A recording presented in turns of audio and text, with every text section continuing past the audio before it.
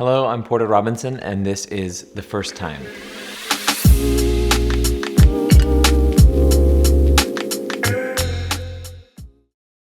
One of my very first memories of being in Korea was, I remember doing an interview in a tent at the festival that I was playing, and I had taken like Taekwondo when I was when I was a little kid, and I demonstrated counting to 10 in Korean for the interviewer. I don't know why I chose to do that. I'm sure my accent was all off.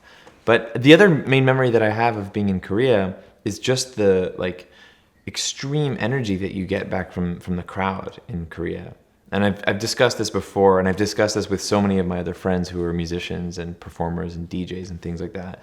But we're always like, we'll come off stage after a show in Korea and talk to each other and being like, did I just do the best show of my life? You always feel like that because the Korean crowd always gives you 10 million%. The thing is, my Taekwondo instructor, I don't think was Korean. So I think I wasn't hearing it with the correct accent. I was hearing it like with an American accent. But the way that my instructor said it to me in Taekwondo class was like 하나, 둘, 셋, 넷, 다섯, 여섯, 일곱, 여덟, 아홉, 열. That's what I remember. I'm praying that that's correct. I just tried to add sounds there to make it sound a little more Korean, but that was my best attempt at it.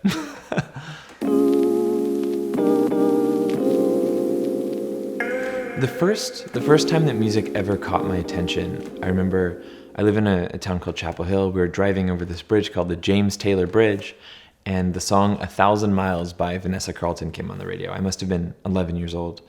And I remember for the first time, like, it was sort of like the first time when you're like hitting adolescence and you notice a girl for the first time, like, wait, she's really pretty. Like, that was how I felt with music. It was like I had this musical awakening of thinking, like, for the first time, it struck me in a really different way. And then after that, I think the music that made me want to make music was all of the music that I heard in the game Dance Dance Revolution. I just thought it was so cool that people were making these electronic tracks, and they just seemed like these superstars to me, the people who are making music for rhythm games. After that, I got really into Daft Punk in a major way, and I think that was when it was like, okay, I have to make electronic music. So I started making music when I was about 12 years old, and when I was 15 or 16, there were these German record labels that took an interest in the music I was making. So I was making this like hands up Eurodance music. So if you think like Cascada, Every Time We Touch, or Bass Hunter, All I Ever Wanted, Dota, those like, you know, super cheesy but really fun Euro tracks. That's what I was making at the time. And you can sort of see the connection there between like Dance Dance Revolution music, Eurodance. There's something there between those two things. And so I was making music in this style, and this record label called Yawa Recordings got interested in releasing some of my tracks. A few more years went by. I released music under my own name as Porter, but I got to travel to Germany with my dad when I was, I think, 18 years old. And I remember just like my dad being with me and feeling like this is all real, like I could actually tour, I could actually travel the world and DJ and play music. And I was completely inexperienced as a DJ at the time. I remember I played in this club in Germany called Twister, and sort of the gimmick was that there was a rotating dance floor. So like I didn't know that. I didn't realize that while I was playing. So I would be playing, I'd be DJing, and I'd be like, are people like walking in a circle? Like you would kind of see people being like just moving past you, like not necessarily looking too happy about it either in front of the booth. And yeah, I remember like my dad brought his DSLR because he was proud of me and wanted to take photos. And I remember like the German club goers were like, oh, there's the photographer, like bringing their friend over, being like, photo, and like they were all like my dad still has to this day like 300 random photos of clubgoers in Germany that he didn't know. That was a great experience. I really connected with my dad there, and it was magical. Yeah, I gotta get you those photos. My dad still has them. They thought he was the club photographer, and he couldn't communicate. He couldn't communicate to them because of the language barrier. That he's like, no, I'm just here to take photos of my son. They saw a guy with a camera around his neck, and they're like, when are these going to be up on the website, on the club's website? So those guys are probably still waiting for those photos.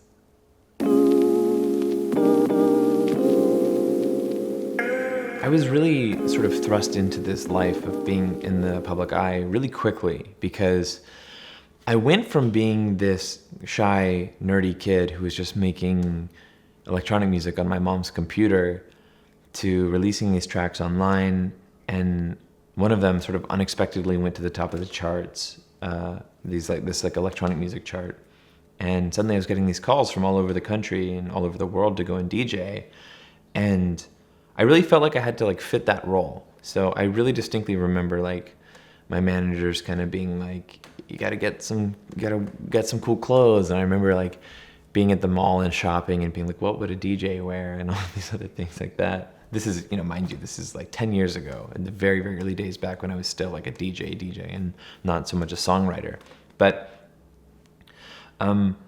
it was really strange for me to go from absolute anonymity to, like, I would walk inside of this club with a Red Bull in my hand, too young to drink, and it was like I was suddenly surrounded by hundreds of people who recognized my face. It was a very bizarre, unprocessable feeling for an 18-year-old, just like you're outside of this door and you're kind of like a normal person. You open this door and then everyone turns and looks at you. And it was definitely had an effect on me for sure. But I don't remember the first time I was approached by a fan. I do remember the feeling of walking into a nightclub and everyone looked at me, and going from being this anonymous high schooler to that feeling was really hard to describe.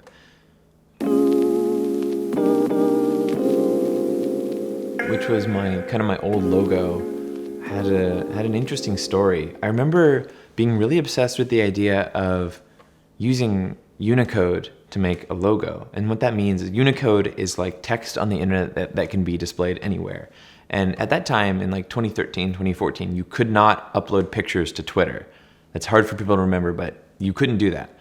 And so I was doing all this stuff with Unicode. Like I commissioned this Twitter art where there was this one artist who was a Unicode artist that would use just normal characters, just like letters from all these different languages to sort of paint these pictures that could be displayed on Twitter. And I commissioned one for each song on the album. So it would be like Sea of Voices, and I had them make a wave out of text. It was like ASCII art, if anyone remembers that. And I also wanted people to be able to display my logo in their username if they wanted. So I started making these like Kamoji, which means like sort of like face mark, like a smiley face. That I remember I developed like 10 or 11 or 12 of these, and I came up with the final one. And I remember showing it to people, and they're like, doesn't it look a little too sad? And I was like, no, this is awesome, trust.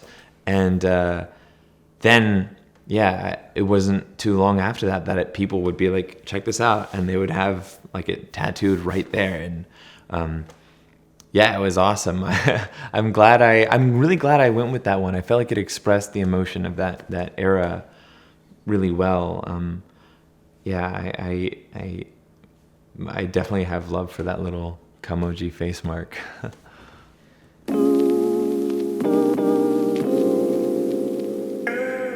So Rika and I had been talking online for a few months before we met.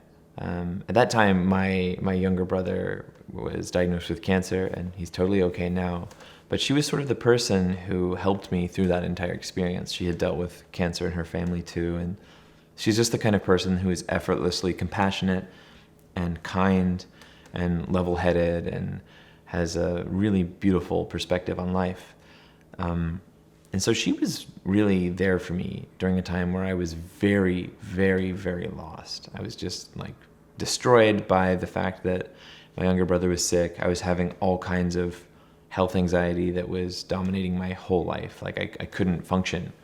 And she was really there for me. And I first met her at, we realized that we could meet up in San Francisco around the time of my Shelter live show I did in San Francisco. So me and Marion were doing a tour at that time around the song Shelter, and we had like a big show at the Bill Graham in San Francisco, and Rika's from Hawaii, and she flew out to meet me. And I remember I was like standing outside of a pharmacy, which is where we agreed to meet up, and like they were running a little bit behind Rika and her friend. And so I remember like looking down at my phone, just like maybe like 3 or 4 minutes late, and all of a sudden like I got blindsided by this hug. Like I got nearly knocked over. She like gave me the biggest hug, and she's a kind of shy person, but like her joy bubbled over there, and she like tackled me with this hug. It was super cute. It was really startling too. Like I thought I was getting mugged or something. And yeah, we went around San Francisco. We got like curry together, and we played this game, Bishibashi, which is an incredible arcade game where it's almost as if you're on a game show. It's like you and your friends are on like a game show doing these ridiculous tasks and trying to do them better than each other. And then, yeah, I played the show, and luckily she thought I was cool, and the rest is history. So I didn't used to sing on my own music. I was mostly making instrumental music and songs with guests on it. And at some point I realized I sort of wanted to pivot towards standing in the front and writing the lyrics and singing these songs and becoming more of a songwriter and less of like a DJ. And that was a sort of slow transition. But the first little hint of it was on my song Sad Machine, for my 2014 album Worlds. And the idea there was that it would be this duet between me and this robot girl. So it's like there's 2 vocals. There's this vocal that's produced by the software Vocaloid, which is like Hatsune Miku and stuff like that. It's like imagine a speech synthesizer, something like a text-to-speech like Siri, but it sings, and you can write in the words and choose the melodies. That's what Vocaloid is. And I wanted to be this like human robot call and response, but I wasn't much of a singer. So I sort of embraced this like gang vocal thing where I recorded myself like 1,000 times singing the "She depends on you" in falsetto, and then I sang it in my chest voice, and then I tried like screaming it, and I just layered it all together and blended it until it sounded kind of like not like me or something like that, which I was comfortable with at the time. But I remember being like, wow, like this isn't as hard as I thought. Like I could just sing on my songs. Like no one can stop me from doing this, even though I'm like known as this producer or DJ, and like, let me just do this. And I'm so glad I went down that path, because my most recent album, Nurture, is like almost entirely me as a songwriter and singer. And it's been a really amazing thing for me to get to explore, where I feel like I can express so much more and sort of tell the truth about all these various subjects and share my deepest feelings on things in a way that feels honest and straightforward and vulnerable. So I'm really happy I went down that path of starting to sing.